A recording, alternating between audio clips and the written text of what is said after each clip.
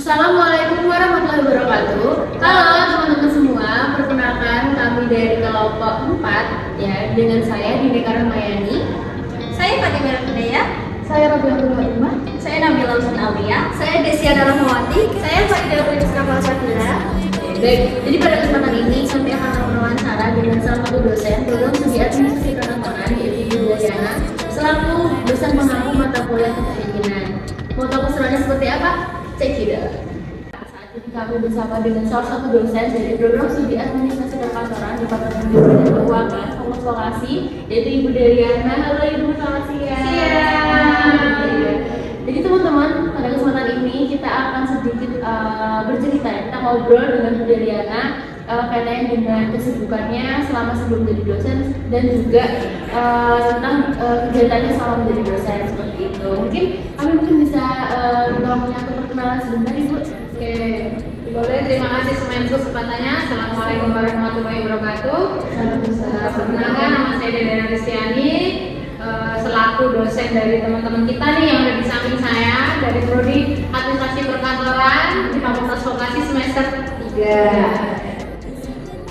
Baik, mungkin kita mau tahu nih Bu terkait dengan capaian kompetensi yang ingin dicapai selama kami selaku mahasiswa Ibu di semester 3 di mata kuliah kepemimpinan itu seperti apa? Kalau saya pribadi nih, capaian pembelajaran yang saya inginkan itu adalah bagaimana sih nanti ketika kalian tuh lulus atau teman-teman saya ini selesai sekolah atau bagaimana itu adalah mereka tahu nih gimana sih saya jadi pemimpin yang baik, gimana sih cara mereka itu bisa mengatasi sebuah masalah, mengatasi sebuah konflik atau semisal mengatasi sebuah masalah-masalah yang ada di perusahaannya atau yang ada di dalam lingkungan sekitarnya, dosen di dalam perusahaan, semisal dengan teman-temannya atau semisal dengan mungkin keluarganya atau apa, itu adalah saya mengajarkan bagaimana sih mereka ini bisa menyelesaikan konflik tersebut tanpa harus menambah sebuah masalah yang baru nih, jadi berhenti seperti itu.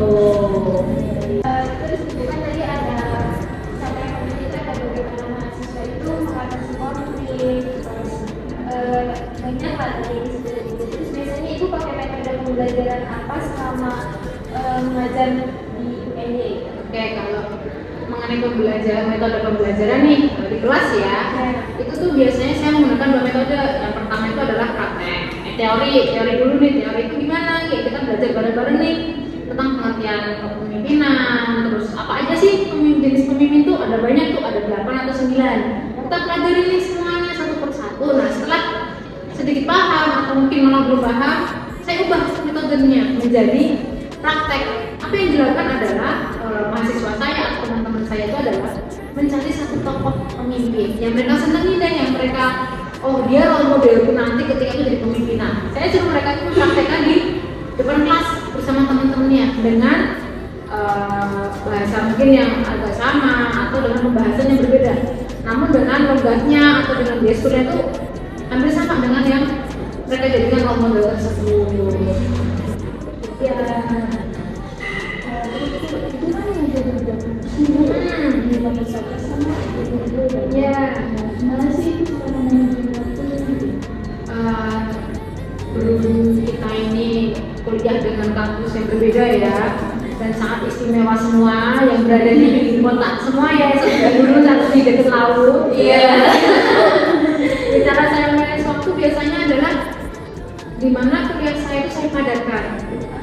Kenapa saya padatkan? Jadi dalam satu hari itu tidak 2 kampus yang harus saya tempuh. Jadi semisal di hari yang sama, pagi semisal di Wates, sore di Kidul, maka salah satu dari jadwal ini harus saya korbankan menjadi di hari lain supaya saya satu hari itu hanya satu lokasi yang saya datangi untuk saya ngajar, supaya pengajaran saya itu lebih maksimal nih, karena saya nggak capek dan lain-lain, dan teman-teman ini bisa lebih paham nih tentang perkuliahan apa nih sama saya dan paham apa yang saya ajarkan, apa yang saya bagi buat teman-teman saya di kelas. Tuh. selama melakukan pembelajaran ini kan kita menemui kendala kendala apa sih yang seperti Kendalanya ya kita berdoa baik-baik semua, semoga nggak ada kendala ya. Cuma yang namanya di dalam kelas itu kan banyak kepala, banyak mahasiswa yang harus kita harus kita ampu, harus kita pahami. Itu sebenarnya paling ketika ada beberapa mahasiswa atau beberapa teman-teman saya di kelas itu tiba-tiba ketika saya menjelaskan mereka punya urusan sendiri nih, sehingga ngobrol dalam kelas. Jadi sebenarnya yang lain ini punya keinginan, aku juga pengen ngobrol di kelas, jadi nggak mau tidak mendengarkan dosennya, nggak fokus. Dan mungkin kendala-kendala saya sih sebatas itu aja sih, masih normal-normal aja. Terus dari kendala yang Ibu alami sama mengajar ini, bagaimana solusinya? Solusi terhadap kendala tersebut? Oke, untuk solusi kendala tadi ya yang misalnya dari ngobrol itu adalah biasanya saya kasih waktu nih. Oke, saya kasih beri kalian 5 atau 10 menit. Kalian selesai kali urusan kalian, misal ada urusan apa, ada masalah, selesaikan dulu. Nah, setelah udah batasnya sudah habis, itu kembaliin, tolong dong. Yuk, sekarang saya ngomong dulu. Nanti kalau saya sudah selesai, silakan kalian berlanjut nih, jadi kita sama-sama paham. Atau misalnya kalau tidak bisa dengan yang seperti itu ya mungkin didekatin. Apa sih sebenarnya, apakah ada masalah yang sangat mengganggu atau lagi ada konflik apa sih yang harus diselesaikan, kita selesaikan bareng-bareng nih. Kira-kira masalahnya itu apakah sangat besar atau sangat sensitif atau masih bisa nanti ini diselesaikan seperti itu. Ya, mulai dari cara menyelesaikan masalah itu kayaknya udah paham banget ya Bu. Mungkin kita boleh ceritain Bu terkait dengan latar belakang Ibu dulu sebelum menjadi dosen itu seperti apa? Latar belakang saya ya. Jadi saya menceritakan ya dari SMA ada SMA dari sampai sekarang nih S3. Kalau SMA tuh ya mungkin kayaknya kalau bagi kok Aib diceritakan, enggak kok, bukan Aib buat saya, tapi cerita lucu aja gitu. Karena pengalaman saya adalah saya tuh 3 kali pindah sekolah dalam waktu 3 tahun. Itu satu sekolah itu 1 tahun. Jadi saya punya 3. Saya menjajari semua sekolahan gitu. Pertama itu adalah sekolah Muhammadiyah, itu agama. Nah, itu kenapa saya bisa pindah itu adalah karena waktu itu saya ikut PBB dan itu kan berforsir ya, dari pagi sampai malam belum istirahat, biasanya berangkat pagi, akhirnya saya sakit yang mengharuskan saya bermalam di rumah sakit nih, staycation lah ya, staycation saya gitu, rumah sakit kan gitu. Setelah itu ternyata ada beberapa konflik yang tidak bisa dihindari, akhirnya saya dan keluarga memutuskan oke, kita move nih, pindah. Keluarga saya pengen yuk memperdalam agama dong, akhirnya kayak aku pondok pesantren. Tapi kan di pondok pesantren ini singkatnya itu kan kegiatannya sama nih, bangun tidur, ngaji, sekolah, tidur, ngaji, dan lain-lain nih ya, mungkin dari saya yang ekstrovert banget, kok gak ada tantangan hidup ya? Tantangan ya, kayaknya standar banget. Lalu saya tantangan hidup sampai akhirnya pengelola pondoknya itu telepon orang tua, ini mau evaluasi anaknya, bla bla bla. Akhirnya tanya, mau tetap di sini atau pulang lah. Karena anak saya pengen pulang, karena mungkin kayak terbiasa main, saya bawa motor atau ke mall, tiba-tiba nggak ada mall kan kayaknya aduh, ya kan, walaupun nggak belanja tapi ini masuk mall tuh udah enak ya, mata tuh seger seperti itu. Akhirnya pindah lah di Bantul sampai lulus. Harus bertahan, sebenarnya diwajibkan harus bertahan sampai lulus, jangan lanjut lagi gitu. Akhirnya setelah itu saya S1 di manajemen SDI KPS Kurang nih, kalau kalian paham ya paham ya pasti ya di sekolah itulah. Nah, kemudian setelah lulus S1 saya berhenti setahun untuk kerja. Gimana gitu? Kerjanya di sebelah Asdal, kalian masih ada sih sekarang, tapi hanya tinggal beberapa outlet. Itu jadi chief marketingnya, kepala marketingnya itu. Cuman setelah setahun itu kontrak habis, udahlah nggak mau lagi, bosan. Karena saya bosanan, akhirnya berunding sama keluarga mau apa lagi nih. Akhirnya minta izin untuk kuliah. Izin kuliah itu mau dilakukan lagi S2 manajemen, cuma orang tua itu kan nanya mau jadi apa, mau kerjanya di mana lulus, bang dan lain-lain. Akhirnya ya udah deh, kita lagi dapat masukan di mana, kalau ke PGRI bagian pendidikan ya. Pendidikan tuh ngajar susah kayaknya, akhirnya dipakai saya. Awalnya udah yuk coba dulu, ragu udah nyata. Akhirnya ya sudahlah dijalanin, ternyata dikasih kemudahan. 1,5 tahun lulus nih, 18 bulan lulus. Setelah lulus baru istirahat setengah bulan, sampai sebulan datang lagi S3 sampai hari ini. Jadi ketemu kalian nih buat jadi dosen kalian. Iya, jangan coba. Kalau boleh tahu Ibu mengajar di fakultas ini udah berapa lama? saya itu ngajar di Bekasi ya, itu baru 1 tahun. Jadi nggak lama setelah Bekasi lahir, saya dilahirkan lah oleh Bekasi ini untuk ketemu sama kalian. Nah, sebelum saya jadi dosen di Bekasi, itu saya jadi tekniknya dulu. Itu di UND juga. Iya, di Pusat. Itu cuman ketika ada pendaftaran dan saya sudah S3 sesuai dengan kualifikasi, saya yakin insya Allah bisa. Akhirnya saya daftar lah. Akhirnya ketemu sama kalian. Itu ya itu belum coba. Kayaknya jangan. Nanti itu kan banyak tantangan-tantangan itu ada di berarti. Bagaimana sih cara ini kalau emosinya itu selama menghadapi tantangan gitu? Emosi ya? Iya. Kayaknya kok emosi saya sih emosian sih ya Mbak ya. Jadi kita sama aja ya. Cuma kadang saya nanggulangin sendiri ya, cara ngatasin itu ya. Pokoknya sebelum saya berangkat kerja atau sebelum saya keluar dari rumah itu udah gini. Pokoknya hari ini aku menemui hal-hal yang buat aku tuh senang. Mau menemui hal-hal yang amazing lah. Ada kejutan nih buat aku hari ini, tapi aku nggak tahu. Yang penting hari ini aku mau senang-senang dulu. Biasanya apa? Pokoknya nanti pulang kerja jam 5, jam 6 aku harus beli makanan manis atau aku mau kemana untuk membeli itu. Jadi ada motivasinya itu adalah nanti sore ini aku harus bagus sampai sore biar aku bisa beli makanan ini gitu. Itulah motivasi cara saya itu menangani emosi, walaupun pasti ada lah ya ketika masuk kantor atau masuk kelas itu pasti ada ya Allah seperti itu. Emosi ya gimana ya? Nggak bisa langsung yang marah gitu ya. Oh nggak boleh emosi nih, nanti kan aku udah punya ini loh, punya tujuan loh, aku mau ini akhirnya. Jadi turun lagi. Jadi kalau ninggal sendiri, mungkin biasanya diam dulu, atau misalnya minum, atau tidur ke toilet, atau misalnya ngobrol nih sebelum kita mulai kelas, kita ngobrol dulu, refleksi dulu, gitu. Itu nanti bisa oleh menurut saya sendiri, gitu.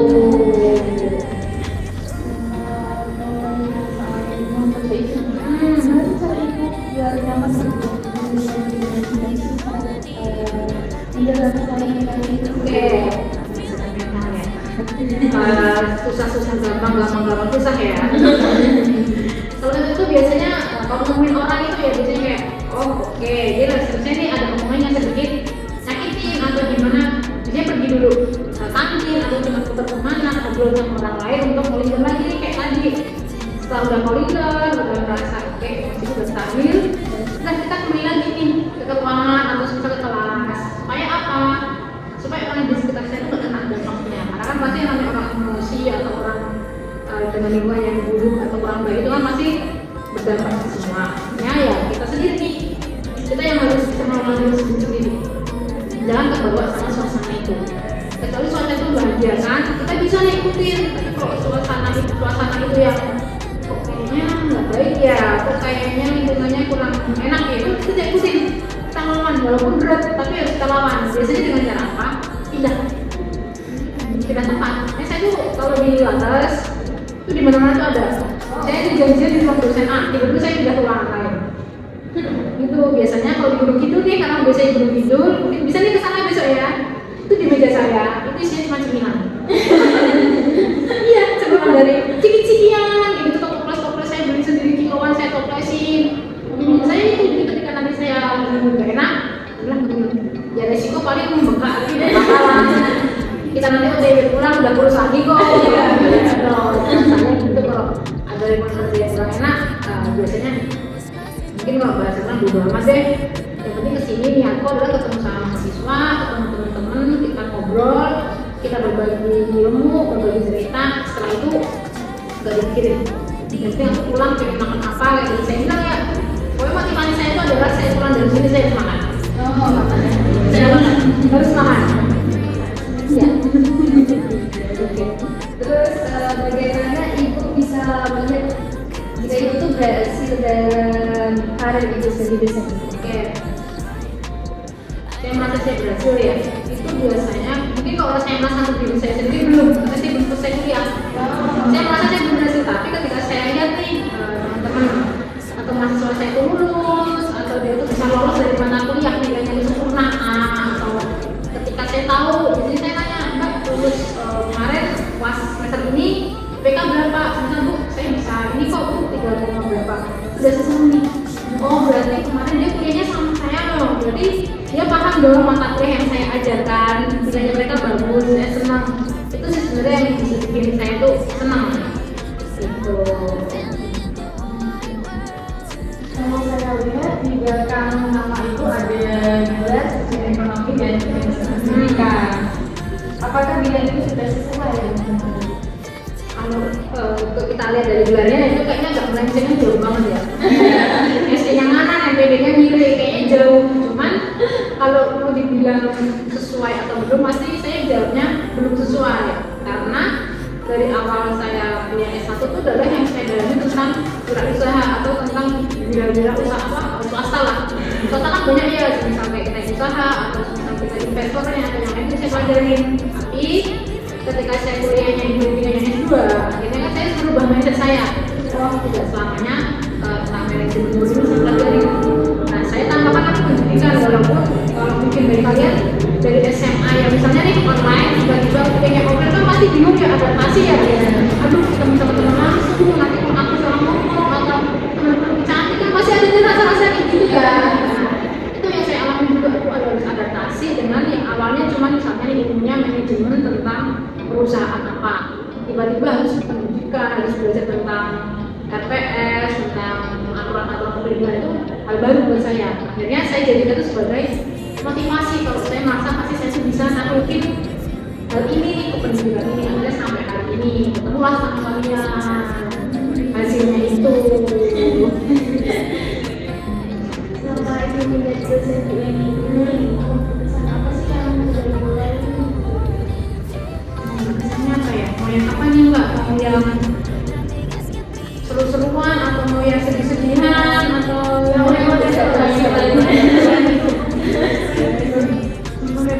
tuh paling kalau misalnya nih ketika kita lagi ada acara saya bisa ngobrol sama atasan saya, misal kayak kader saya atau Pak Prodi itu butuh lah kita kenal ya sama lah kader Pak Prodi kita ya sama Tusnu atau bisa saya dikasih kesempatan ngobrol sama Pak Dekan ataupun Wakil Dekan atau Wakil Dekan itu kayak seneng, kayak itu tuh jarang loh, walaupun banyak orang yang mengakui tapi bagi saya tuh yang sebelumnya nggak pernah ngobrol dengan orang yang lebih dari saya tuh motivasi. Itu hal kebalik dan ini harus saya jaga nih, jangan sampai antara saya sama beliau ini ada satu konflik nih yang bikin kita saling jaga jarak. Senang saya tuh di situ. Jadi kadang punya kayak kesamaan ya dengan tempat kerja itu. Karena memang juga dari kegiatannya ya dari dosen kita juga sering ada kegiatan keluar jadi kegiatan yang memang ada interaksi lah dengan rekan-rekan dari jadi dari prodinya begitu juga dengan dosen-dosen dari mata kuliah yang lain ya itu. Oke, baik seperti itu teman-teman, mungkin dari kami sudah cukup untuk terkait dengan pertanyaannya. Mungkin dari ibu bisa ada tambahan untuk selanjutnya. Kalau dari saya apa ya pesan buat teman-teman ini lah ya yang lagi sama saya atau yang nanti lihat videonya dari awal sampai akhir, tonton lah ya gitu. Mungkin ada yang nyiapin kertas atau HP, ada hal yang penting atau hal-hal yang bermanfaat bisa diketik, sebisa ditiru, mungkin yang kurang bermanfaat jangan ditiru atau jangan didengarkan. Jadi silakan yang ngambil yang bermanfaatnya, yang baik-baiknya, mungkin nanti bisa jadi pelajaran atau motivasi kalau memang kita itu pasti jadi pemimpin. Nggak tahu itu gimana nanti, pasti kita tuh pemimpin itu.